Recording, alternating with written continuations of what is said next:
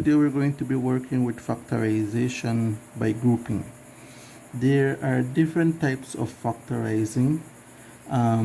We have this one, which is factorizing by grouping. We have HCF, we factor out by the highest common factor. We have dots, which is difference of two squares.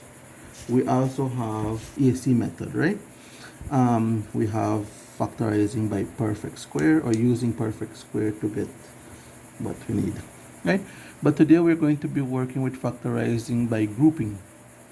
In terms of factorizing by grouping, an example would be as follows. Let's say we have 6mx minus 3nx plus 2my minus ny.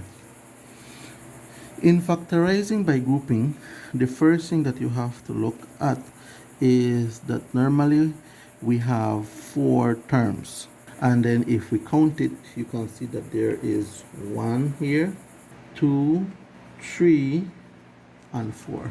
There are 4 terms. So check that there are 4 terms.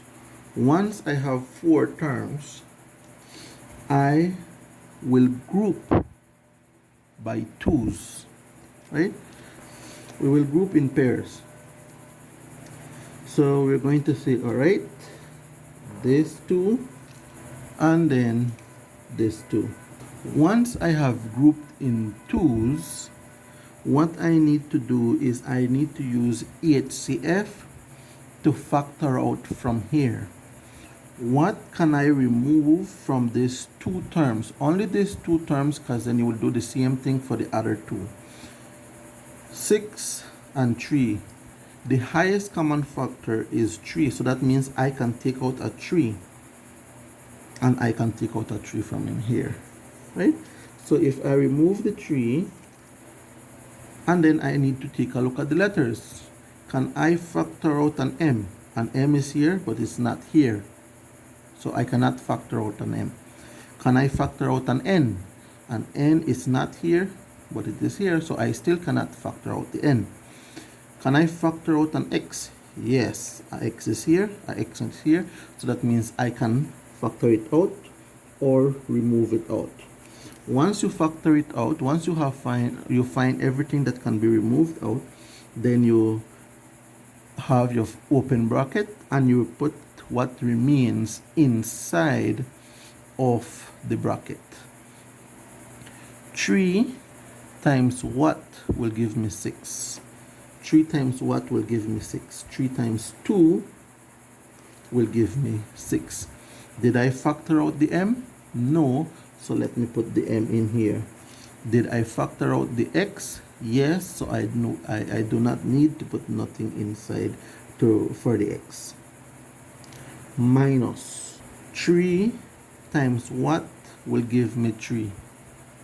3 times 1. Right? Let me put the 1. Did I factor out an n? No, I did not factor out an n. So let me put down the n. Did I factor out an x? Yes, I did. So I will not put down a x. And that is what we have for the first one. For the second one, what can I factor out? There's a 2 and there's a 1. From the 2 and the 1, we cannot, well, it is a 1, but we don't want to put it, right? The 1 won't make a difference if we factor it out. Can I factor out an m? No. Can I factor out an n? No, because the n is here but not here, and the same thing happens for the m. The m is here but not here. We need letters to be present within the 2 of them. Can I factor out a y? Yes, the y is here and the y is here. So we're going to say plus y, because we factored out a positive y. And then we put our open brackets. What is left from the first term? I remove the y, and then you end up with 2m Then from the second 2, I removed the y, and I was left with minus n. Close bracket. Notice that this n has a 1, an imaginary 1. We don't need to put the 1, but it is there like this one. Right? We don't need to put that 1. What can you see now? If we group everything now together, we can see that this inside the bracket is the same thing as this one here. So that means if those two are the same, we can factor out again. We can put everything that was in the bracket like that. We remove this from here and remove this here. So if I remove 2m minus n from this one, watch it, I remove that, then what was left? The 3x, so that means I put a 3x. If I remove the 2m minus n from here, then what was left? The plus y. And there you have it. This is factorizing by grouping, right? Let's take a look at the second example. 2x squared plus 2xy minus 3x minus 3y. We're going to be working with grouping. If you notice, the first thing we need to do is take a look that there are 4 terms. 1, 2, 3, 4 terms. Then we're going to group in pairs. So we're going to say this 2 followed by this 2. Right? From the first 2, what can I factor out? I can factor out a 2 because 2 is here and 2 is there. So we can factor out the 2. So we have 2. Can we factor out an x? Yes. X here and x there. But how many x's can I factor out? This has 2 x's and this has only 1. The power tells me how many I have. 2x, 1x. So that means in total, I can factor out only 1x because this will not give me 2. Right? Can I factor out a y? No. So then we create our open bracket. Then we say 2 times what gives me 2? 2 times 1 gives me 2. X, I remove a x. If I have 2 x's and I remove 1, then I will end up with a x in there. Plus 2 times what will give me 2 again? That's again 1. Remember, we don't need to put the 1. Right? We don't need to put the 1. If I remove the x now, then I will end up for the letters as only y. And that is what I have for this example here. The next one. What can I remove? I can remove a 3. But at the same time, notice that I have it is a negative and it is a negative. So I can remove the negative as well. Remove the negative, so it becomes a negative 3.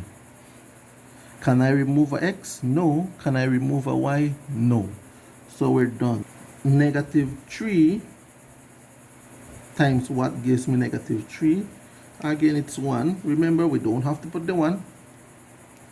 Negative 3.